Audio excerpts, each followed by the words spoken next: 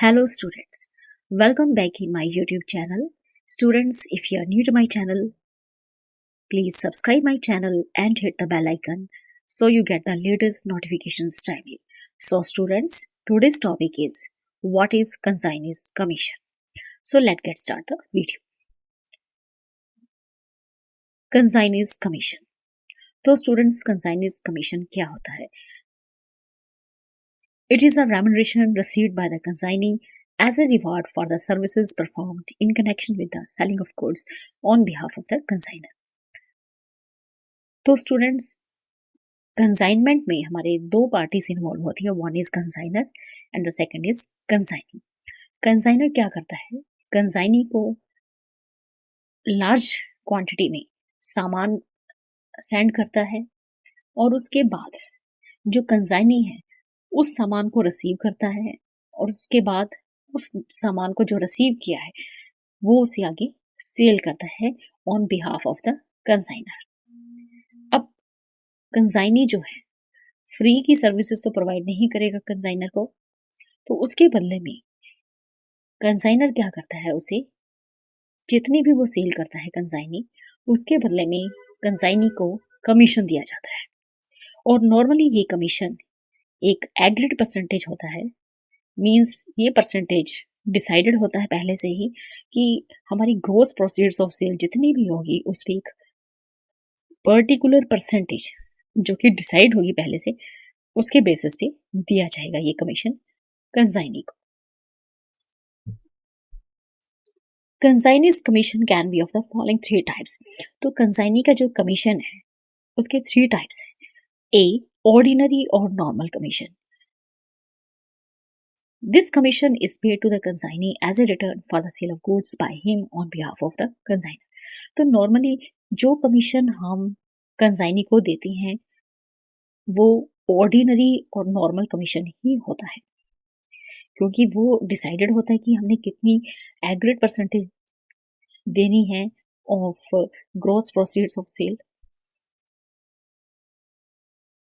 तो जितनी भी हमारी टोटल सेल्स होगी उसका एक fixed percentage, it can be 10%, it can be 15%, जो भी कंसाइनर ने पहले से डिसाइड किया होगा उसके बेस पे ये कमीशन, ऑर्डिनरी और नॉर्मल कमीशन कंसाइनी को दिया जाता है. Next is B del creditor commission.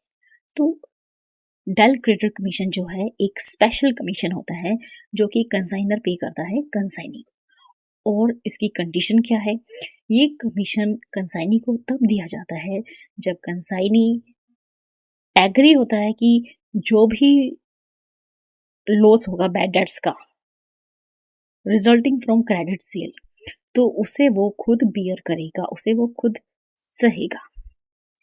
अगर हमारा कंसाइनी किसी भी तरह की क्रेडिट सेल करता है और क्रेडिट सेल्स करने पे अगर कोई हमारा कस्टमर, अगर कोई हमारा डेटर पेमेंट नहीं करता है तो वहां से हमारा बैड डेट्स हो जाते हैं. और अगर हमारा कंसाइनी एग्री होता है कि जो भी लॉस होगा उसे मैं खुद उठाऊंगा, तो उसके लिए ये स्पेशल कमीशन जो है कंसाइनर जो है कंसाइनी को पे करता है. This commission is an additional commission over and above the ordinary commission allowed on sales. तो ये जो है स्पेशल कमीशन है, जो भी हम ऑर्डिनरी या नॉर्मल कमीशन हम कंसाइनी को देते हैं उसके अलावा हम अलग से डेल क्रेडिटर कमीशन कंसाइनी को देते हैं. क्योंकि जब भी हमारा कंसाइनी किसी भी तरह की क्रेडिट सेल करता है तो ये कंसाइनी जो है कंसाइनर को ये गारंटी देता है कि डेटर से पेमेंट जरूर मिलेगी. Del creditor commission is also paid at a fix percentage of the gross sales. तो डेल क्रेडिटर कमीशन जो है ये भी ग्रोस सेल्स पे एक फिक्स्ड परसेंटेज के बेसिस पे दिया जाता है. अगर ये कंडीशन हो कि जो हम डेल क्रेडिटर कमीशन देंगे वो सिर्फ क्रेडिट सेल्स पे देना हो तो सिर्फ हम उसे ही फॉलो करेंगे. लेकिन अगर ये कंडीशन ना हो तो हम जो डेल क्रेडिटर कमीशन है वो ग्रोस सेल्स पर ही देते हैं normally. Next is C overriding commission. तो स्टूडेंट्स, ओवरराइडिंग कमीशन जो है ये एक एक्स्ट्रा कमीशन होता है जो कि कंसाइनी को दिया जाता है in addition to the normal commission. There are two objectives for giving such commission. Overriding commission देने के दो मेन ऑब्जेक्टिव्स होते हैं हमारे। पहला ये होता है कि हमने अपनी कंसाइनी को मोटिवेट करना होता है कि जिससे कि जो हमारी सेल है सब न्यू प्रोडक्ट्स की वो ज़्यादा से ज़्यादा हो। एंड सेकंड हमारा जो ऑब्जेक्टिव होता है कि जो भी गुड्स हमारा कंसाइनी सेल करता है ये कोशिश ज़रूर होनी चाहिए कि वो ज़्यादा से ज़्यादा हाईएस्ट पॉसिबल प्राइस पर उसे सेल करें। Generally, this commission is calculated on the surplus sales proceeds realized as a result of selling the goods over and above the minimum sale price fixed by the consignor. Normally ये जो commission है calculate किया जाता है जो भी हमारी surplus sales proceeds होती है, जो कि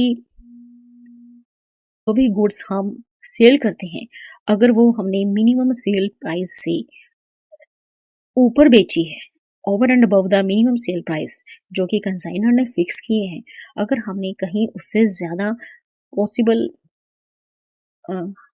sales price, highest possible sales price पे सामान बेचा है तो उस पे ये हमारा ओवरराइडिंग कमीशन कैलकुलेट किया जाता है। So students, in this video you have learned about what is consignee's commission and types of consignee's commission. So students, in this video only this much. Thank you. Thanks for watching.